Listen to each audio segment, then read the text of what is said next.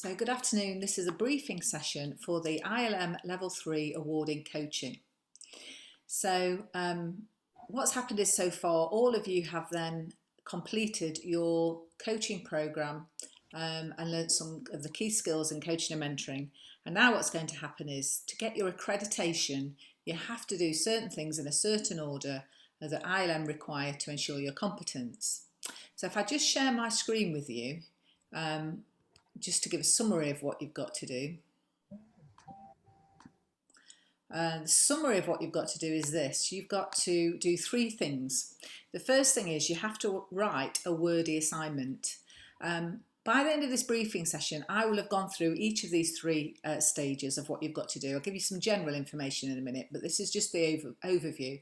But the first thing is you have to write this wordy assignment. Now, it's not too labour intensive. It's 3,500 words long.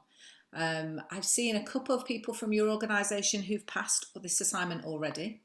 And for those people that have passed this assignment already, one of them has written about 6,000 words. I think that's fairly average. I think that's probably what you're likely to write. It isn't that you're asked to write loads and loads of detail, but in order to get all the little bits into the criteria that you're being asked for, you probably will go over the 3,500 words. So I'll explain that whole assignment in a minute, but that's the first thing. You've got to write a wordy assignment. You then have to show that you've coached people in real life. So this is formal coaching, where you've taken somebody to one side, planned what to do, formally looked into them, done some diagnostic testing of them, planned coaching sessions. So it's not like what you're going to do day to day at work, where you're going to do leadership coaching. This is like formal coaching that you're going to evidence. But you only have to evidence 6 hours. And you only have to do it with a maximum of 2 people. So you could do all your 6 hours with one person, or you could do those 6 hours over 2 people. And I'll explain in a minute how you evidence that. And then the third thing you've got to do is, having done those 6 hours, reflect on how well it went. And that's another little assignment that you have to put together. So overall, the 3 things that you're being asked to do are those. And there are time frames, which I'll come to in a minute, about how you're going to do them and how you're going to make that happen. Let me just take my screen back off so I can see you all. If I just give you some general information first, everything that happens now is going to be online. So there is no facility or requirement for you to send in any written documentation to our office or anywhere like that. We've got nowhere to keep it. And also we have to forward it to ILM, and they've got nowhere to keep that kind of paperwork either. So everything that will happen will be online. You've all had your 6 days, and what you're going to do is, let's say for instance I use Adelaide as an example. She's come to do her assignment and she's set off and she's going to start. What support can she access? Well, the first thing is she's going to start writing her assignment and then immediately doubt herself and go, is this enough? Am I writing enough? Am I writing too much? Is this the style you were looking for? That kind of information. So Adelaide can send her assignment for a draft. And you can do this all the way through as you do it, or you can do it once at the very end before you submit, but you've got access to have that draft kind of feedback all the time. So Adelaide will send an email to Gemma Williams at Results Driven Group. We would give you all this at the end when you've enrolled. So she'll send that email. And what Gemma will do is she will assign you to a marker. So she'll say, okay, Adelaide, meet Pam. And now what Adelaide will do is all the way along, Pam is her support network. So every time she needs Pam's advice or says, oh, I don't know where I'm up to, or can you just check this for me? Pam will do that. But also when Adelaide is ready then to say I've finished, Pam will also mark it and sign it off for her. So she'll be building this relationship up with that person, and you'll stay with that person for all 3 parts of that assignment. Now, some people want lots of that, and after every little element, they send that into a draft, and other people go, I don't need that, I'm just going to send it in right at the very end. That is your choice, but just so you know that support is there. I'll just give you a little bit of information about how ILM works before we continue. I don't know if you've done an ILM qualification before, have you? Has anyone done one? No. ILM are very prescriptive. You know, it's criterion marking. They're looking for specific things, and that's it. There is no scope to go off at a tangent and write your own thing and to be creative and to demonstrate how further knowledge you have about the subject matter. You just need to tell them what they've asked for in a very specific way, and when you've done that, the marker will mark that as a pass. And with ILM, it's pass or fail. There's no all singing or dancing pass, pass with merit, super duper pass. You either pass or you fail, and you have to do that for every section.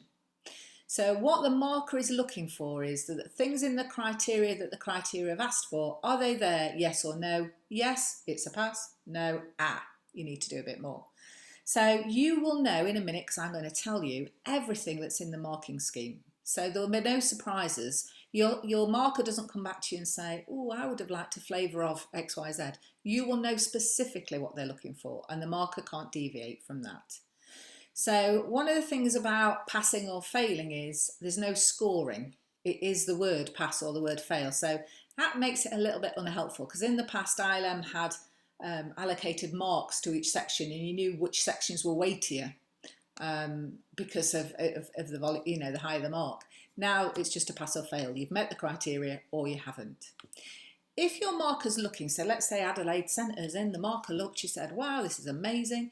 Then Adelaide will get an email back saying, you've passed, subject to quality checks, that whole assignment is brilliant.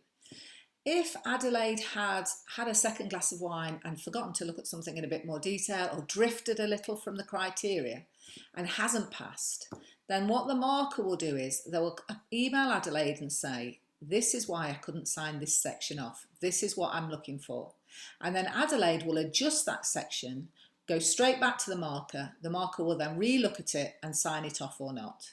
And that business of going backwards and forwards can happen officially 3 times.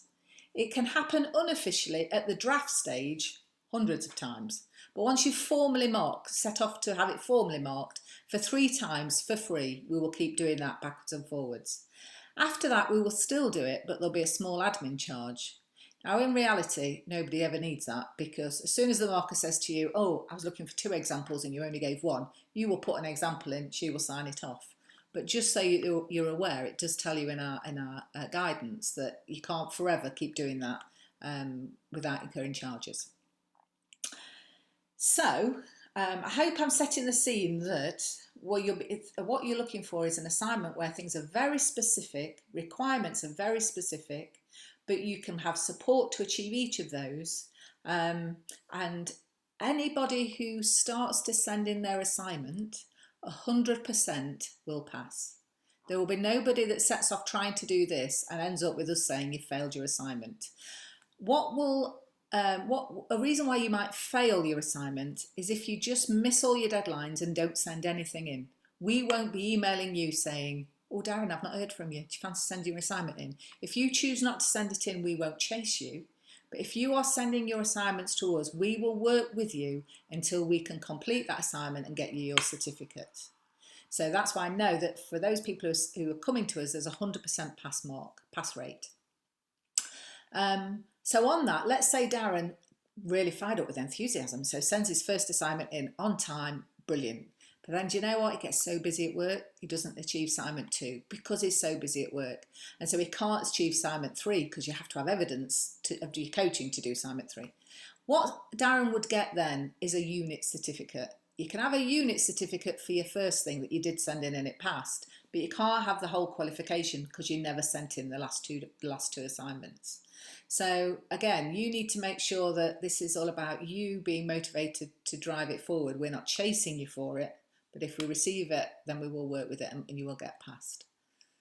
So far, has everything I said made sense? I'm just reading the chat and saying, Deb, Adelaide, you're going to update Deb on everything that's happening. Yeah. So far what I've done is set the scene for how you're going to do it. Now what I want to do is look specifically at each of the elements to show you how it works and what it's going to be like in real life doing it. I know that the people who've already passed this haven't found it as labour intensive as it first looks. So don't be put off when I first show you this document. But what I'm going to do first is show you how each assignment is structured. So I'm going to share with you my screen again to show you the very first assignment. So if you remember, the first assignment was that wordy assignment that you were going to have to complete that was about 2,500 to 3,500 words, in reality a little longer. So when you have enrolled with us on a course, you will be sent these templates, and each assignment has a template. You'll see that's the assignment title at the top, And on the very first page, it's important that you sign this as a statement of authenticity. So you are signing this to say this is your own work. It's not the work of anyone else. Nobody's helped you with it. You've done it. And that's really important for plagiarism on the first page. But then you'll see, as I'm going down, that each of these sections has an assessment criteria and then a blue bit. Now, the assessment criteria is what ILM is saying it's looking for. So, for instance, for 1.1, it's looking for you to describe the purpose of effective coaching within an organisational context. What's really important throughout all the assignments is to notice what it's asking you. Here it's asking for a description. Sometimes it's asking for an explanation. Sometimes it's asking you to identify. You can save no end of time and effort by making sure you do the right thing. You know, if it's just asking you to identify, your explanation doesn't have to be huge. However, if it's asking for an explanation, we're expecting that information to be there. So it's asking you to describe the purpose of coaching within an organisational context. Now the blue bit is then me saying, oh, this is what we mean. So start with the definition of coaching and then provide a really clear description of what effective coaching is, including its benefits and its uses. And you can write this from a perspective of your own organisation or another organisation of which you are familiar. Now, in order to help you, so you've come to your first assignment, you looked at your first section, 1.1. I've told you what the title is, describe the purpose of effective coaching. I've told you what to include when you write this, that's the green bit. And now what I'm going to do is I'm going to play you an audio. I'm only going to play you one as an example, but for every assessment criteria, so every mini section like that, there's an audio that goes with it. So let me play you this one so you can see how the audios work. Assignment 300, Understanding Good Practice, Assessment Criteria 1.1. Describe the purpose of effective coaching within an organisational context. So start by providing a definition of what coaching is. Look on websites for proper definitions of coaching, for instance John Whitmore, and define what coaching is. And then what you need to do is give a really clear description of what effective coaching is, what its benefits are, what its uses are within an organisation, either your own organisation or another organisational context that you're familiar with. So if you're writing about what its benefits are, coaching is good for X, Y, Z, and how it might be used. For instance, it might be used to help somebody with a problem in their organisation or improve their performance in a particular area or get them from good to excellent. So it might be used to talent manage people. So you're thinking about what coaching is in terms of a definition, how it might be used, what context it might be used in an organisation, and what the benefits are of having coaching. So could you hear what it sounded like to have that audio? Did you all hear the sound of the audio? I'm assuming you did because nobody shouted their head at me. So there's an audio like that for every single section for all three assignments. So at the briefing session, I'm going to do what I'm doing for you today. I'm going to go through it all, but you may not come to write your third assignment for a number of weeks, perhaps even months. You have then got the option to hear the audio for every single section to remind you what you're supposed to be putting in there. You can still ask your tutor or the person who's doing the one-to-one, but you've always got this in the background, so everyone will have access to all of this. So you can see describe the purpose of coaching and what it is and its benefits. I don't think any of you now would struggle just to rattle that off. Do you know what I mean? You've been on the course, you know the job role you're doing. I don't think it's for all of the assignment and each assessment criteria. The knowledge isn't stopping you writing it. Time perhaps to commit to doing it, it might be stopping you writing it, but I feel it's well within your capabilities to write each section. So the next section, for instance, says explain the role and responsibilities of an effective coach. Now you'll see that I say this a lot in the guidance. Whenever it asks for two things, like the role and the responsibilities, split your answer into two distinct headings: the role of an effective coach, the responsibilities of an effective coach, to keep you on track. and then clearly explain each. And I've given you some examples there, like the role of the coach might be to achieve goals, facilitate learning, enable individuals to work through their own ideas, that kind of thing. And then the second heading, what are the responsibilities? You might talk about contracting, using tools, keeping the learner focused, confidentiality, that kind of thing. So you're going to pick some of those things and you're going to explain the role of the coach and the responsibilities of the coach. In my opinion, knowing who you are, your biggest challenge is to rein yourself in. You know, you could write a whole couple of sides of A4 on that. You haven't got the word count for it. So what you need to do is give yourself, some examples of what you're going to write about. Make sure your answer is focused, explaining the role and the responsibilities. A chunky paragraph probably on each of those two things would be sufficient for the word count, or you're going to find that you're at 6,000 words and you're only on 1.4, and that would be too many words. The next one says then, identify the skills, the knowledge and the behaviours of an effective coach. So again, I'd have three headings. What are the skills, what are the knowledge and what are the behaviours of effective coaches? Now, don't forget that when you did your workshops, there was an exercise on one of the days where we talked about the knowledge, skills and behaviours of effective coach, and you have the PowerPoint of your answers that you came up with in those three areas. So now you go into your PowerPoint, you're reminding yourself what ideas you came up with. There are some here as well in the blue in the guidance notes, and you're underneath identifying what you think the knowledge, skills and behaviours are of effective coaches. So again, reining yourself in, not writing too much, but making sure your answers fairly comprehensive. The next one then says identify how to overcome barriers, potential barriers to coaching. And in the guidance note it says we'll need at least 2 or more potential barriers. Now again, on day 2 of your workshop you came up with a load of barriers to coaches in terms of individuals, barriers for individuals and barriers for your organisation. So you've already got lots of ideas for this in your PowerPoint, ideas that you came up with. But you pick 2 of them. You can pick more, but when you've got the option to do more or minimum, I'd say do the minimum. So you need 2, and then you pick those barriers. You might say one barrier then is having the time to be coached and to be a coach. So now you've identified what that barrier is. What way could you overcome that? What would be a way to minimise that barrier? So you're explaining it.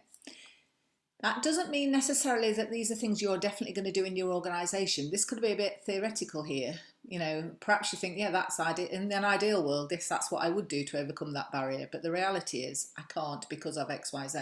But for a moment, just go into the ideal world. What would be a way to overcome that barrier? So you've identified 2 and you've told me 2 solutions. Then we're moving on to section 2. So section 2 says identify methods to initiate a productive working relationship. So you've got to identify at least 2 methods. Now on the course we did quite a number of things, but if you were thinking about how you would develop a productive working relationship, and building trust and rapport might be one way that you develop that relationship. You might talk about some of those diagnostic tools that you use that we talked about on the course, like David Merrill's social styles, or doing SWOT analysis, or the development wheels.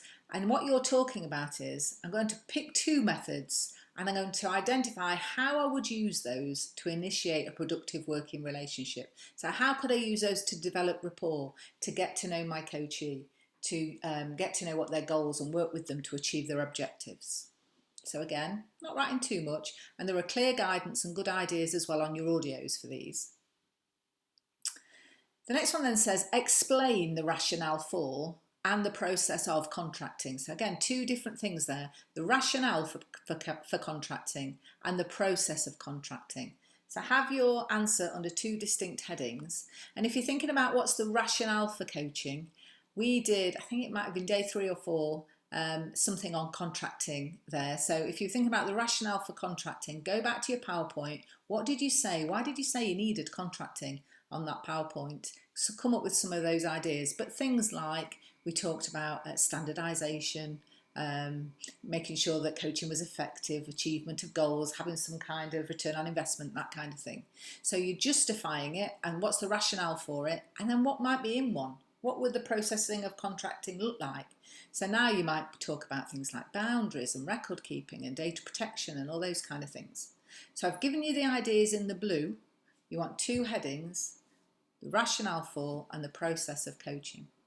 Contracting. I keep saying coaching there, don't I? I mean contracting. So following on from that then, describe what represents safe and ethical practice in coaching. So you're describing safe and ethical practice in coaching. So consider things like practical safety, where you're going to hold your coaching sessions, how you're going to make them confidential, any potential conflicts of interest, using a relevant framework or a code of practice. And again, in the workshop when we talked about ethical coaching, you've already got some PowerPoints with good ideas on there. But it's only a description of what you think represents safe and ethical practice. Then you're going to go on to say, explain how to manage a coaching process using a recognised model. Don't make it hard on yourself. We taught you two models. We taught you GROW and OSCAR, but mostly you use GROW throughout the session. So now using GROW, explain how you could manage the coaching process. So you're going to talk about using the process of the GROW model, how you might establish the goal at the beginning, how you'll go on to understand what the reality is and that kind of thing, and how you'll end up with actions to implement changes of behaviour. So you're just going to explain how you would use that model in a coaching conversation. Fairly easy. Then the next one is describe a range of coaching tools or techniques that can be used to identify preferences and agree goals or outcomes. Now, ILM do have a tendency, to say it in 40 words when they could have said it in 3. They do have a tendency to overcomplicate sentences. Really, what I'm looking for is 3 tools or techniques, and for each tool or technique, what will it do? So, for instance, I want you to describe for me a tool or technique that would help you identify preferences. Find me a tool or technique that will help you agree goals, and find me one that will help you work to outcomes. And then what you're going to do is you're going to have that as 3 distinct sections. Rather than clouding the issue and just talking generally about all the different tools, have those 3 sections with those 3 reasons for those goals, reasons for those models. So if I was talking, for instance, about agreeing goals, what I might use is, a GROW model is good for this because, and I might explain and describe how I would use the GROW model to agree goals. If I was talking about working to outcomes, I might talk about those wheels of life again. I might talk about how I use those wheels to make sure each part of the coaching process is focused in each section. For identifying preferences, I might talk about how a SWOT technique is really good for identifying preferences, or any of the other assessment tools that we used. So I've got 3 headings, one about identifying preferences, one about agreeing goals, one about working to outcomes, and for each of those headings I've got a technique that's useful for it and I'm explaining and describing it. The next one then says explain methods for monitoring and reviewing progress, and it wants 2. It wants 2 or more, so the minimum of 2 methods, 2 ways in which you can monitor and review progress. We did this on day 2 of your coaching course, so it's definitely in your PowerPoint. So how could you monitor and review progress? Explain 2 ways you could do this. So you could use all the things we've talked about on the course, like self-reflection and feedback and those wheels again, or KPIs, anything like that. How could you monitor progress? And you just explain in 2 different ways. And then it says, explain the purpose of coaching records, not just for the coach, but also for the coachee. So you're explaining why would you have coaching records, and what would the coach want them for, and what would the coachee want them for. So remembering both parts of that conversation. And you might think about things like to monitor progress or show achievement, or for the coach that I can prime myself for the session, what we're wanting to focus on last time, and to keep myself in the loop. You might also consider legislation like GDPR, who's keeping the notes, who will have access to them, how will they be managed, confidentiality, that kind of thing. But you're just explaining the purpose of coaching records. And then the last one is justify the importance of reflective practice and supervision. So 2 things here, justifying the importance of reflective practice and justifying the importance of supervision. So we talked about both of those on the coaching course, so they'll be in your PowerPoint. So have it under 2 distinct headings. And you've got to reference, or would be useful to reference a model. I taught you those, or we taught you those on your coaching course, so they're in your PowerPoint again. But why is it useful and why is it important to have reflective practice, and justify why it's important to have supervision. You've got plenty of notes on that, and it's also in your PowerPoint on that day. So when that's the end of that assignment, and when I've showed it you like that, I hope that you've looked at it and thought, I think I could have a stab at that. You know what I mean? I think I could go through all of those sections, and even though I might send them for draft and some of them will come back and need tweaking, they're not, you're not looking at them thinking, I don't think we even covered that on the course. I don't think I even know the knowledge of that or the understanding of that. I think in your job roles, you would find all that quite achievable. Is that what you're thinking or not? No, I agree. And so it's 3,000 words for all of that. Yeah. That would be the more the difficult thing, is actually narrowing it down, isn't it? I think it is. I think for you, because of the experience that you've got, the context of putting coaching in, you could drift off into giving us examples of and the content. And really what you've got to do here is rein yourself in, because you can see how easily that 3,000 could get up to 7, 8, 9,000, can't you? And even using literature research, Yeah. You'd have to be limited how much of that you could actually include. And I would say really limit that, because at a level 7 qualification, I would say we need that almost every time you write. We're looking for that. And that's probably the kind of academic writing you're already used to. But this is a level 3 award. And having that academic element in, which would be lovely, it doesn't, not having it in doesn't stop you passing. So you could pass this level 3 with very minimal academic referencing. So just bear that in mind as you're going forward. If you're spending time research to support your ideas, whereas at level 7, that would definitely be a must. At level 3, not really. And that's why I'm saying, I know there's a time element to sitting down and writing that, but my suggestion would be, when you look at your deadline submission dates, which I'll talk about later, don't look at those submission dates. Commit yourself to start times, not deadlines. So that deadline is coming up in 12 weeks, but commit yourself to when you're going to start it. Get a couple of a 1.1, a 1.2, a 1.3 under your belt. Send it off as a draft. While your marker's looking at that as a draft, you carry on looking at the next ones. Get some feedback on those sections, so that actually by the time your submission date's up, you've almost written it all. You've only got a couple of sections perhaps to look at. Those people who struggle are the people who are focusing on the submission date. It gets to the week before, they suddenly sit there and start the whole thing, get busy with work, suddenly find it's overwhelming to achieve in a very short time scale. I send into the markers, can you look at this draft, it's due in tomorrow, and the marker's going, I'm too busy, I can't. So it's that builds the pressure up. So I would say just doing a couple of sections, sending them to the marker, getting the momentum, feeling like I've started and those sections are signed off, I can continue, I know will speed things up for you. So in a way, that's the worst thing that you've got to do. I don't want to set this up as a bad thing, but that's the hardest thing. So doing that assignment, that theoretical piece, is the hardest, in the sense that it's the most draining of your time. Like, you've got to sit and find the time to write that, but that's the hardest. The next thing to do is to do your coaching.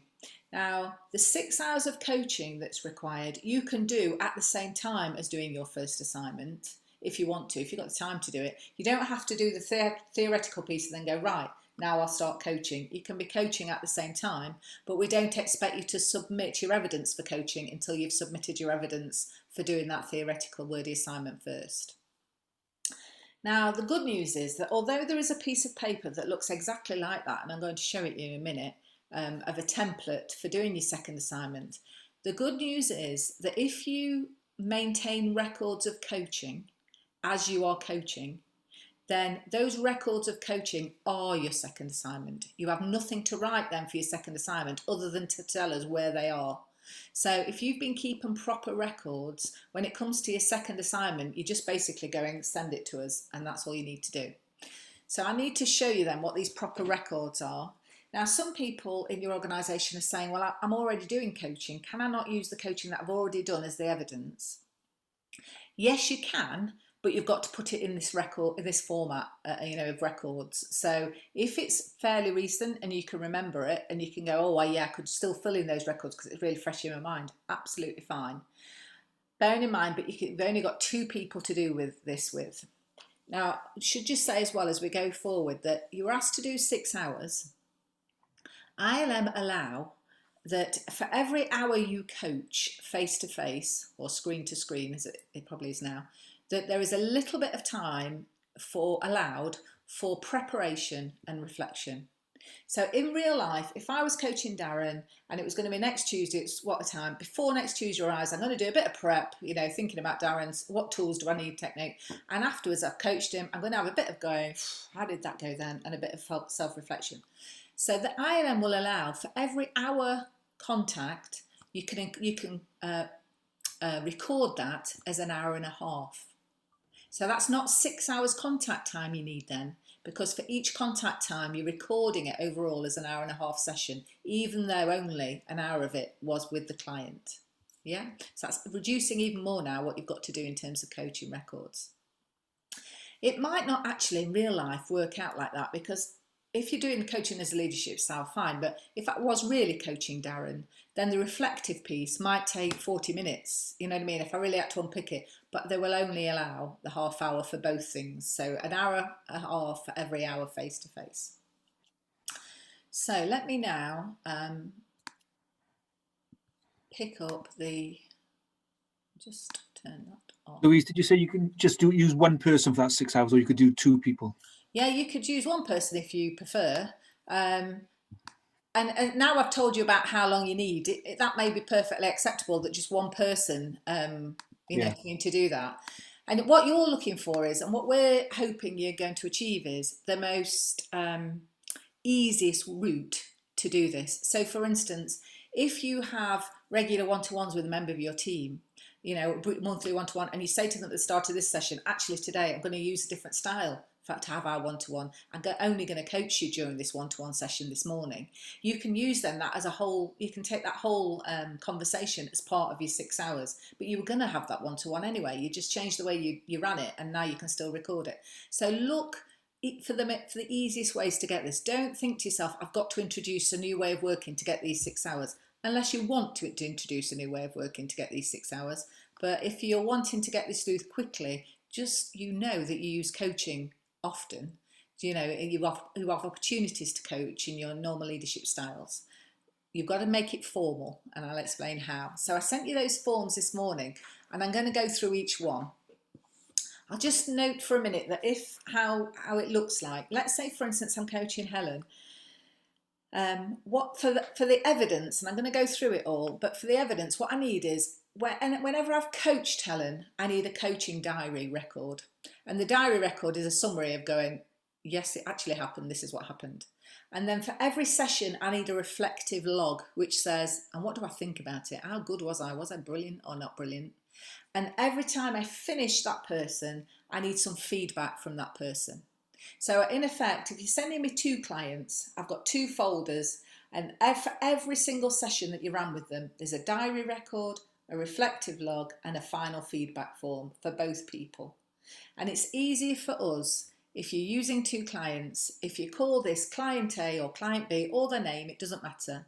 But if you use terminology that I don't understand, like for instance, internal clients versus external clients, I won't know whether they're internal or external. I won't know where to look for that information. So keep it as simple as you can for the marker to find what you're giving her, and then the marker can really follow very easily. Because if I've met with Helen on the Monday, I expect to see a reflective log for the same date, for the same amount of time, and I will check that that's happening and that these all add up to the 6 hours. So sometimes our feedback is there's a diary record but not a reflective log to match, one's missing. Or sometimes you've got 2 reflective logs but they're for the same date, you've duplicated one, I'm still one missing. So we are checking that carefully about that record keeping. So if I show you my screen, these are the documents that you have as well. This is the folder that I sent you this morning. So to start off with then, the first one says coaching diary. So this is a diary that you're going to keep for every person that you coach. And you start off and you just want to put in there the name of the coach and their reference. I know that I'm speaking to competent, logical thinking people, but sometimes some of the references that they put in there, that they don't then match throughout all the documentation. If you're going to call this client Client A, on every other piece of paper they've got to be called Client A. If you're going to just put their initials, that's fine. Just make sure all the information tallies up, as we get really confused. So when did the activity start and the total number of hours you've completed with them. So if this was 6 hours face to face, it's going to be more than that because you're adding in that half an hour for each time you saw them. So what was the total number of hours? And they will need to sign it, and you will need to sign it. I know at the moment there are lots of people who are only being able to coach people over Zoom, but we would still need a signature here, or at the very least an email confirming I have been your coachee and you have met with me on these dates and I am confirming that that's happened. The next page of the diary is something that you're going to do, but you're not going to do it every time you see them. This is like the background to working with this client. So a brief profile of the client, who are they? If they're in your school, what role do they have in your school? How long have they been doing that? Just a brief history of that client. And what are the benefits of coaching for this client? When you've asked them, why do you want to be coached? What did they come up with? Why do they think they would benefit from being coached? And where will you meet? And what makes that venue suitable? So, it could be that you're going to have to do this over Zoom. It could be you're going to do it at work. But where are you going to meet and what makes that suitable? And how many sessions are you planning to have? And how long in time? So I'm intending to have 3 sessions and I expect them all to last an hour or something like that. So that's what you put in there. And then it says, what were the goals or outcomes relevant to the context you've just described? So what did this person want to achieve by having coaching? What were the goals? Now, it might be that when you start having your actual coaching sessions, you have to tweak those goals because they might have told you, I want to be a better leader, for example. I want to develop my leadership skills. But actually, going through your coaching sessions, you might realise, actually, it's not really about leadership. It's about being more assertive, or it's about managing their line manager. So you might tweak that. But at this moment in time, what did the client think their goals and outcomes were going forward into coaching? And then they have to sign a contract. Again, they will have to sign this. It's a bit flimsy, but it's a contract that ILM is saying if they sign this, it would show that you had planned the sessions and there was commitment to having the coaching, which is a tick in the box for the criteria later on. And then remembering that you've only got to do this once for each client. What diagnostic tools did you use? And for your assignment, you need 2. So you could, for instance, have found out what the client's learning style is. We taught you how to do that on the course. You could have used other diagnostic tools like, for instance, David Merrill's social styles or Myers-Briggs or Insights or anything else that you're familiar with to do some diagnostic of that person. Or you could ask them to complete this really detailed SWOT analysis, or you could complete it with them. But this diagnostic tool, you need 2 examples for if you're using 2 clients, 2 examples for each client. If you're just using 1 client, just need 2 examples of diagnostic tools that you've used. And then eventually you get to this page, which you're like, thank goodness, because this is where you start recording actual coaching. So everything I said so far on the diary, you only complete once at the outset with your new coachee. Now what happens is I get to this page where I record what session number this is. So this is session number 1, what the date is and how long it lasted. So if it was an hour, I'm going to record there an hour and a half. So review of progress from last session, there was none because this is the first one.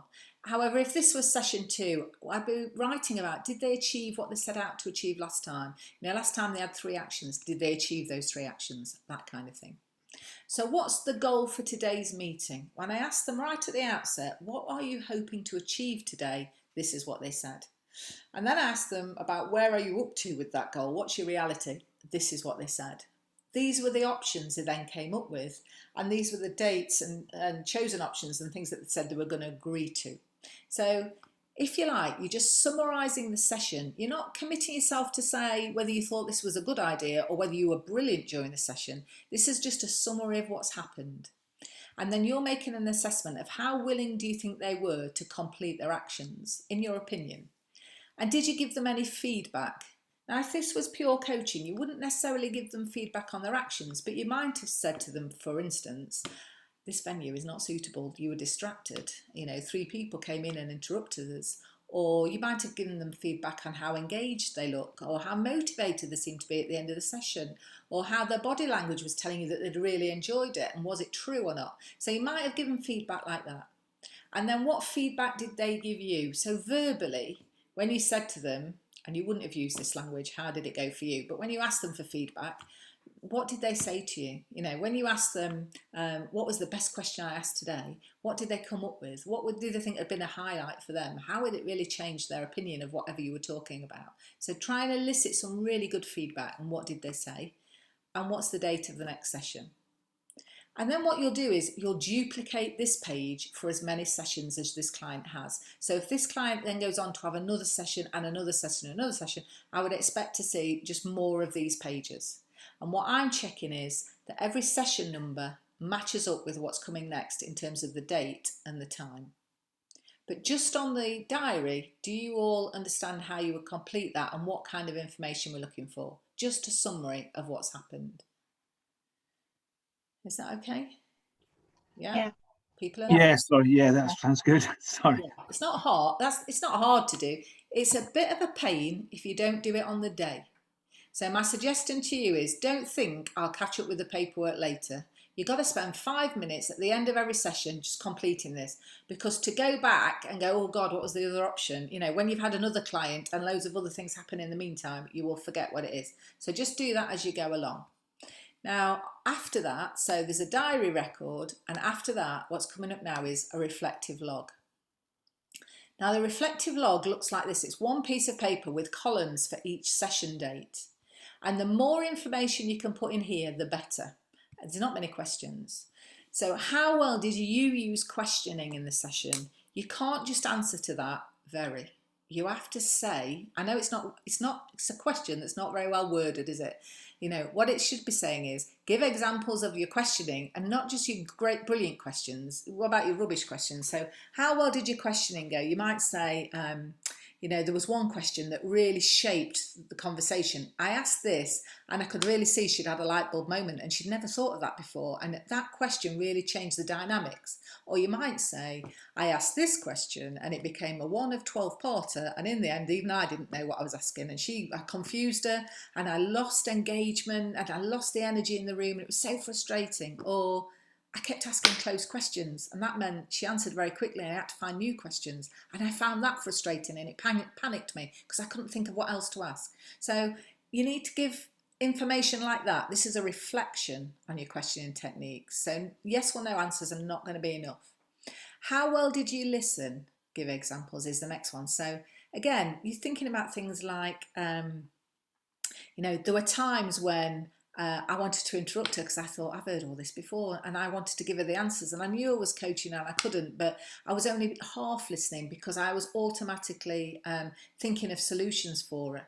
Or I was listening really well because I was paraphrasing what she'd said and I was replaying her language back to her, and I was showing empathy by doing, and I was showing rapport by doing.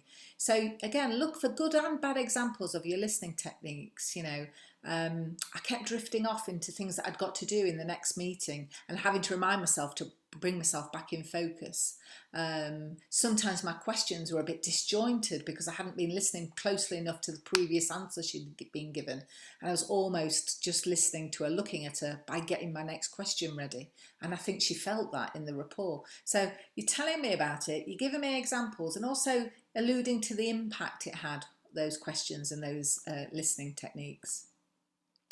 The next one says, what was the impact of feedback given to the client? You know, so when you said to your client, actually, I don't think this is the ideal environment, what kind of vibe did you get coming back? What was the impact on that going forward? You might say, she, like me, agreed. She was so relieved that I'd noticed it. She wasn't happy with the venue. You might say, you look like a weight's been took off your shoulders. You know, your face and body language and everything seems so much lighter. And she was really surprised I felt like that because she didn't feel like that. So what was the impact of the feedback you've given her? You're being asked to reflect on that now. And then what feedback did you receive? Now, again, you've just noted that on your diary, and ILM do have a tendency to like to duplicate thought process, but you've just commented on your diary what feedback you got. Now you're being asked to reflect on it. So she said my questions were a bit quick. that's good feedback for me. I hadn't thought of it like that, and perhaps I was trying to rush her because to me this was a really easy subject and a really easy topic. Or actually, I think that's a bit unfair. You know, we spent an hour and we only discussed the goal. You know, I didn't rush the conversation on. I think her pace is too slow, whatever. So you don't have to agree with the feedback, but what did you think of it? And what did you learn from it? You know, she said my pace was too fast. I probably need to remember that with reflective learners, I probably need to slow down a bit. I'm so action orientated. I was probably just pushing for results. I need to work on that with my supervisor or something like that. And then how could you improve your coaching for the next session? So as a result of all this reflection, of thinking about your questioning and your listening and the feedback, what could you improve for your next session? And you put that there. And you can see that there's columns all the way across then. So I'm expecting, if I've got 6 diary sessions, I've got 6 columns worth of reflective logs. And that is your reflective sheet. And again, it's hard to do this in retrospect. So it's hard to finish with a client and then go back and think, oh yeah, session 2, what did I think about that? So you need to spend a little bit of time after each session doing these reflective logs. Now we mentioned there, how could you improve for the next session? And I'll just bring you to show you this outcomes of supervision form. Now all of you have access to supervision, and you need to prove 1 hour of supervision for your assignment. So that means you at least need to sign up for one of the monthly sessions that Chris is running. Now when you go to one of those sessions that Chris is running, you have to take something to supervision, an issue to work on. So you're going to look at your reflective log and you'll be generating issues there. So you know, thinking about what you could improve for next time. So you go to that session saying, this is my issue, this is what I'd like to improve in my work. So when you talk about that at the session, you'll have this coaching supervision session, you'll work with that with your supervisor, and then you'll complete this form. So summarise the outcomes of supervision with your tutor. What happened in the supervision session? And then what will you do now to improve your practice? So as a result of having this conversation with a supervisor, how are you going to change your practice to bring that feedback into play and to improve your sessions? So nobody else fills this form in other than you, but you have to say what you talked about at the session and how it will improve your practice. And so from our point of view, when we're marking it, we go, here's the diary note of what happened. Here's what he thought about that session. And he said he could improve by this. So then he went to his supervisor, and this is what happened at the supervisor session. And that's how he said he was going to improve. And then if I look at later sessions with this client, he did change his practice and he did put some of those actions. So we can see that it's like a golden thread weaving through all of these things. So far I've got diary, reflective log, supervision form. The other thing in your portfolio, you've got a form called feedback.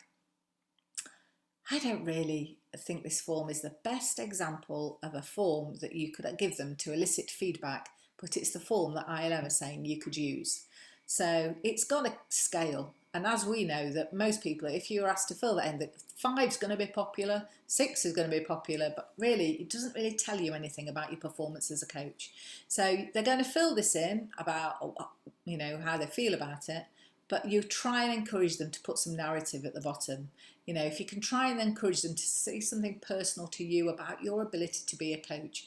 You're not looking for the kind of feedback really that says you're a nice person, they've really enjoyed it, because that doesn't tell you anything about your ability to be a coach. But, you know, tell them something about my questioning technique, or my ability to build rapport, or how I made you feel, or, you know, what it was like to work with me personally. So try and get them to put something in there, because this is going to be really helpful for your last assignment, their feedback.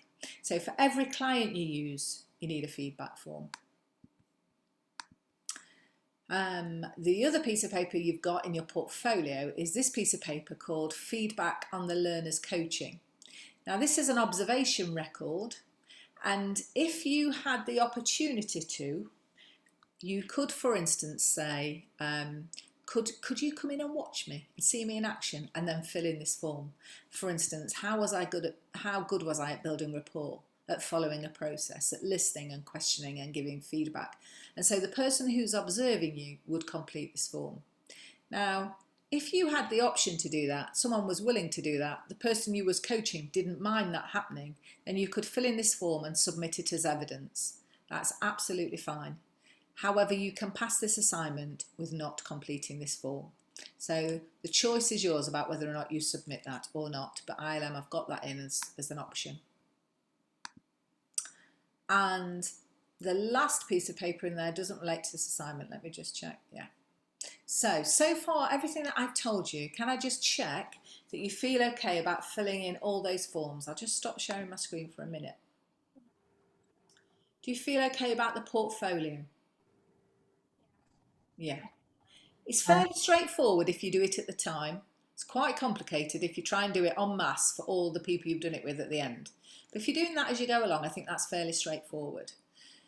What you would do then for assignment 2, all you would need to do is tell us where it is. So let me just go back to assignment 2. So assignment 2, which looks like this. Oh, hang on. In the same template that you've seen before, split down into sections that you've seen before.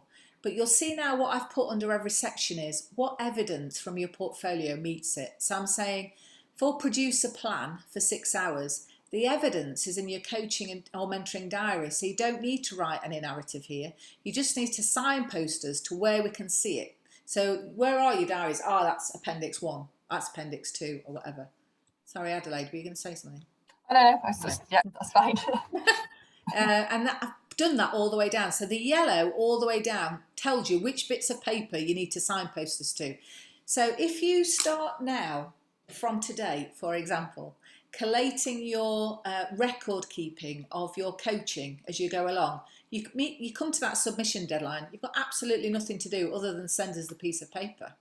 If, for instance, you are doing your diary in your coaching records at the same time as doing your first assignment, it may be that you send your first assignment in and then the deadline's coming up of 12 weeks and you go, I don't need the 12 weeks, I'm ready to send it in now. You can just give us a heads up that you're sending it in now and send it in. You don't necessarily need to wait. And I think for only needing 6 hours, and for looking at how extensive those records are that you've got to keep for the 6 hours, I think you'll achieve the coaching part of it really quickly. Do you agree? Yeah. Let me come to the last bit then. The last bit is another wordy assignment, but for this wordy assignment, they're suggesting 2,500 to 3,500, so the same. I think for this assignment, you're more likely to come in at the 2,500 to 3,500 words. I think you could be succinct. Whereas for the other one, there was a lot to fit in. I think you probably could fit it in here. So for this assignment, it's saying, first of all, examine the effectiveness of your own practice, including record, supervision and feedback. So just imagine that you've got your 6 hours worth of coaching in front of you. You've got all your diary records, your reflections, everything. This is what this assignment's talking about. It's not asking you to reflect on your effectiveness generally in your life. You know, sometimes what I have here is people start writing about their leadership role and how, you know, their experience has led them to this. That's not what we're talking about. We're talking about your effectiveness to be a coach, using those 6 hours as the basis of your answer. So using your coaching activity, how effective have you been? So you might think to yourself about, well, did you achieve your goals? What kind of feedback did you get? Did you get good feedback or not so good feedback? Did the people get a return on expectation or return on investment? Did any stakeholders give you any feedback?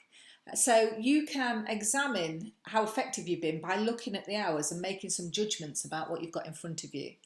And signpost us to any evidence to back up your claims. So if you're going to say, for instance, I had 100% feedback that said I was brilliant, then you need to put those feedback forms in as evidence and signpost us to them to prove it. So we're looking for evidence as well to back up what you're saying. If you're going to say all goals were met, then you might signpost us to the session note that says you have now signed off this goal and we've agreed the outcomes and you've achieved it. You know, you might have evidence of that, signpost us to that. One of the things about your ILM qualification is you might be thinking, I've already sent in all my coaching records, which you will have done. But what you need to do then is every time you send in a new assignment, if you want the marker to see it, you have to attach it again. because the marker hasn't got access to everything that you've ever sent in. She only gets to mark this thing that you're sending in now. So anything that you want her to see, like a coaching record or a feedback form, you have to reattach it to this assignment. So having examined how effective you've been, it says now identify your own strengths and areas for development in terms of your knowledge, your skills, your behaviours, and include your communication and your interpersonal skills. Now when I'm reading that, I'm noting 5 headings. So you need 5 subheadings there to keep you on track.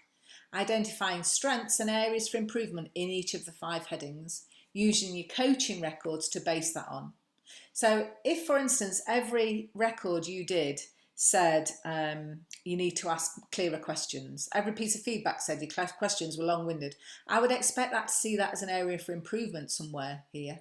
You know what I mean? And if you're saying that your strength is X, I would expect to have read that earlier on in your assignment and your coaching records. So all this information is coming from your coaching records.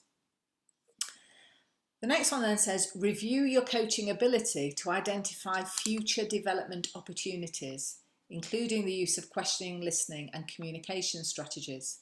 So again, I have 3 subheadings to keep you on track: questioning, listening, communication strategies.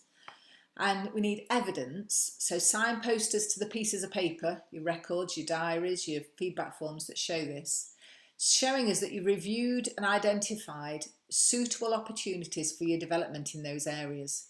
So for instance, you're questioning, you might say, you know, one of my development opportunities is to research, you know, different styles of questioning, Socratic questioning or something like that, so that I can or clear questioning, or you know, my ability to use different techniques to improve my questioning skills. And it would be a good opportunity for me to perhaps go to join some networks to talk about questionings or something like that. So you're looking at each of those areas and you're going, what opportunities have I got to develop long term as a coach? You might talk, for instance, about moving up from a 3 to a 5 to a 7 or something like that, developing your breadth of knowledge by looking at different accreditation routes.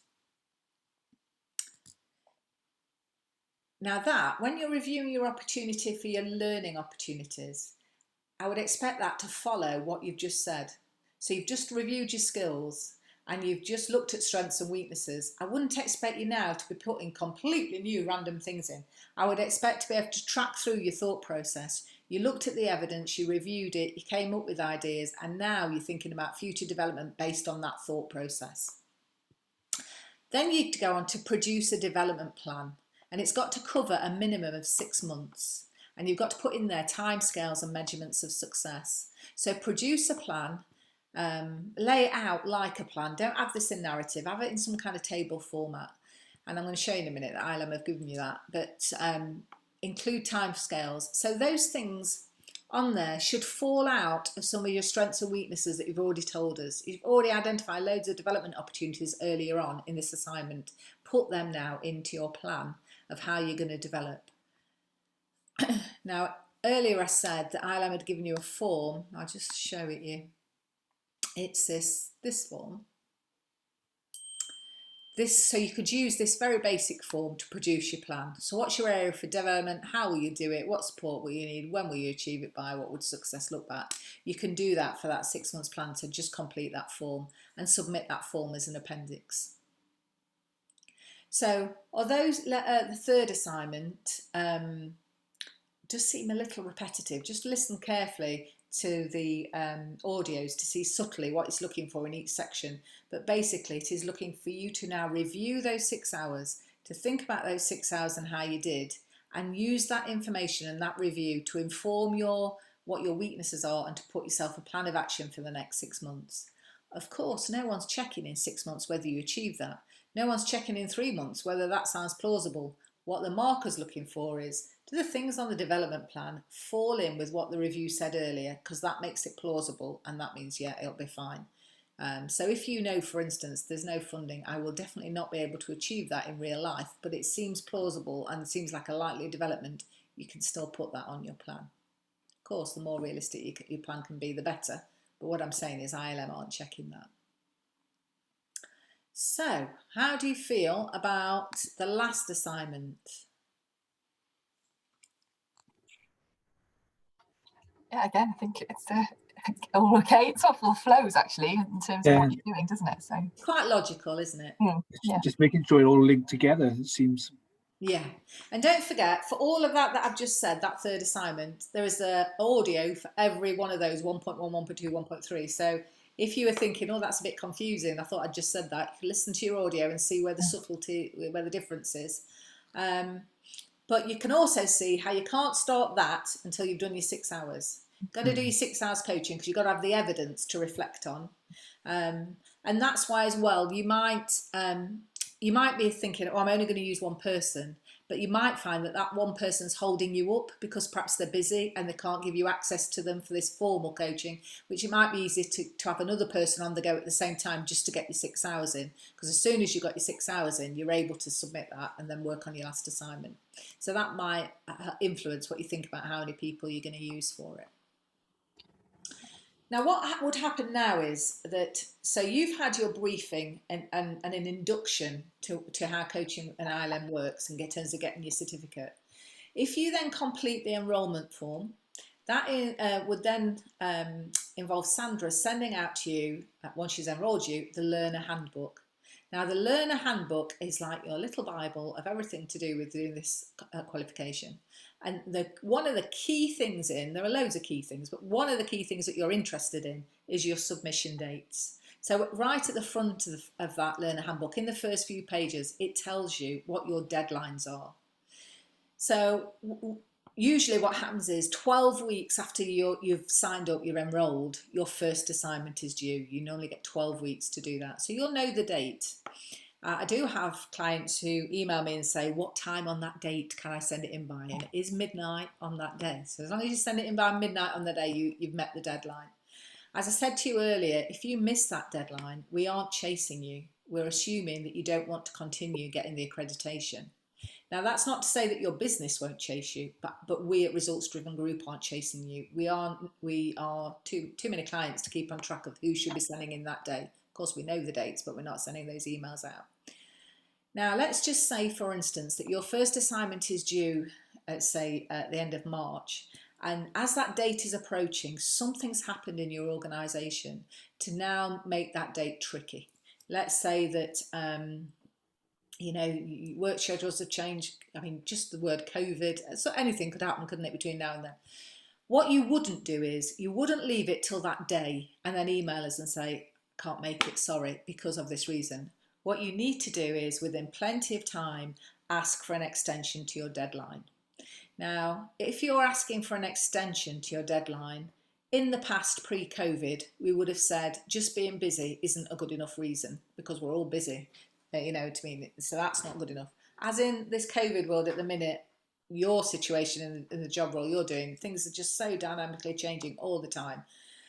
So what would happen is you would apply for an extension and you would just note down what the reasons are. And it's very likely at this moment in time that you might achieve an extension.